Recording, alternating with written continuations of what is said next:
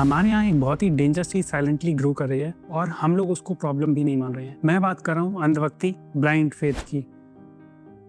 एक बात क्लियर कर देना चाहता हूँ, ये वीडियो किसी भगवान के अगेंस्ट नहीं है, ना ही स्पिरिचुअलिटी के अगेंस्ट है, लेकिन एक लाइन होती है जहाँ फेथ खत्म हो जाता है और डेंजरस अंधभक्ति स्टार्ट हो जाती है। प्रॉब्लम श्रद्धा या भक्ति नहीं है, प्रॉब्लम तो होती है जब कोई फेक बाबा लोगों को ये भरोसा दिलाने लग जाता है कि मिरेकल ट्रीटमेंट से बड़ा है। इस वीडियो में मैं आपको कोई इंटरनेट का आर्टिकल नहीं दिखाने वाला। मेरी ही लोकेलिटी में लास्ट 2 साल में मैंने जो कुछ भी ऑब्जर्व किया है, मैं बस उसको आपके सामने रखने वाला हूँ।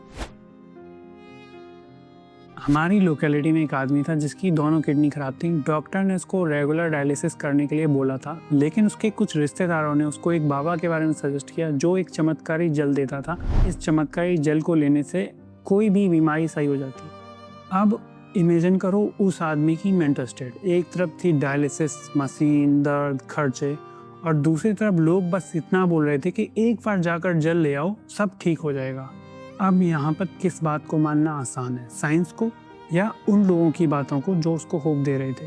एंड एज एक्सपेक्टेड चमत्कारी जल लेने के बाद उसने अपनी डायलिसिस बंद कर दी और अपनी रेगुलर जिंदगी में वापस लौट गया। I was surprise at that time, but 2 महीने बाद उसकी डेथ हो जाती।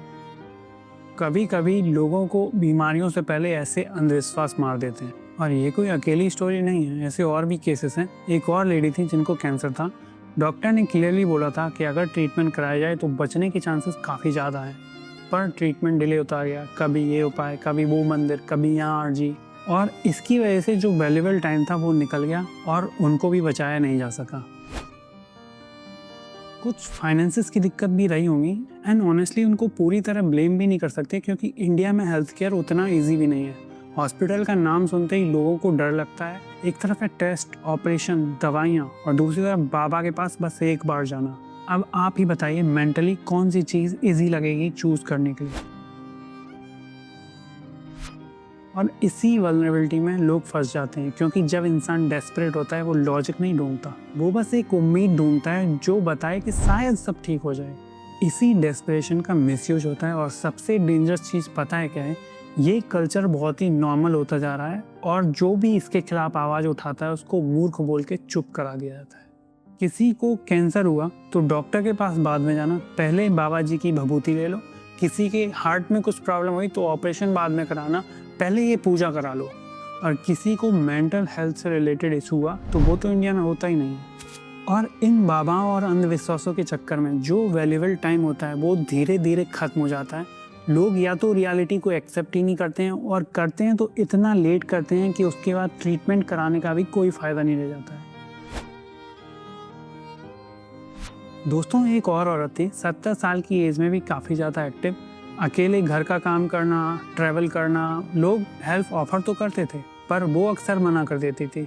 काफ़ी ज़्यादा सेल्फ डिपेंडेंस। उसके हस्बैंड अगर कभी कोई भिखारी वगैरह को भगा देते थे तो वो बाद में चुपचाप उसको ढूंढकर कुछ ना कुछ दे आया करती थी। मैं अभी भी सोचता हूँ I won't be able to find any person better than her in my entire life. फिर एक दिन उनको हार्ट अटैक आ जाता है। डॉक्टर बोलता है कि आर्टरी ब्लॉक है, स्टेंट लगाना पड़ेगा।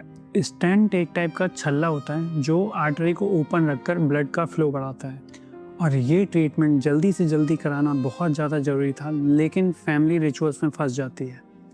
रिश्तेदार बोलते हैं कि पहले गोदान करा लेते हैं, नहीं तो मरने के बाद आत्मा को शांति नहीं मिलेगी। और इन रिचुअल्स के कंप्लीट होते होते उनको एक सेकेंड हार्ट अटैक आता है जिससे उनकी डेथ हो जाती है। मुझे अभी भी याद है कि जब फर्स्ट हार्ट अटैक के बाद मैं उनसे मिलने गया था तो उन्होंने मुझे इतना टाइटली हग किया था कि मानो उनको पता हो कि शायद अब दोबारा मिलना नहीं होगा। काश मैंने उस टाइम आवाज़ उठाई होती तो शायद आज वो जिंदा होते। बहुत बार प्रॉब्लम कोई बाबा या चमत्कारी जल नहीं होता है, प्रॉब्लम होते हैं हम जैसे लोग जो सब कुछ जानने के बाद भी चुप रहना प्रेफर करते हैं। कोई फैमिली गलत डायरेक्शन में जा रही होती है फिर भी हम लोग चुप रहना प्रेफर करते हैं। अगर आपको लग रहा है कि कोई इंसान किसी अंधविश्वास के चक्कर में गलत डायरेक्शन में जा रहा है तो बोलिए। ऑकवर्ड लगे तो भी बोलिए, कोई ऑफेंड हो जाए तो भी बोलिए, बुरा मान जाए तो भी बोलिए, क्योंकि अनकंफर्टेबल कन्वर्सेशन एक फ्यूनरल से कहीं ज़्यादा बेटर है। और एक बात, प्रेमानंद जी जैसे स्पिरिचुअल इंसान भी रेगुलर डायलिसिस के लिए जाते हैं। वो क्यों किसी बाबा जी की, बजरंग बली की शक्तियों को यूज़ करके ठीक नहीं हो जाते? Because he is not denying medical reality. Prayer, प्रार्थना और पूजा पाठ स्ट्रेंथ तो दे सकता है, पर ट्रीटमेंट के लिए डॉक्टर के पास ही जाना पड़ता है। लेकिन जब कोई बाबा या अंधविश्वास तुम्हें डॉक्टर के पास जाने से रोके तो समझो खतरा वहीं से शुरू होता है। फेथ का पर्पस स्ट्रेंथ देना हो सकता है, पर साइंस को रिप्लेस करना कभी नहीं। अगर आपको लगता है कि कहीं कुछ गलत हो रहा है तो आवाज उठाइए, फिर चाहे पूरी दुनिया ही आपके अगेंस्ट क्यों ना हो।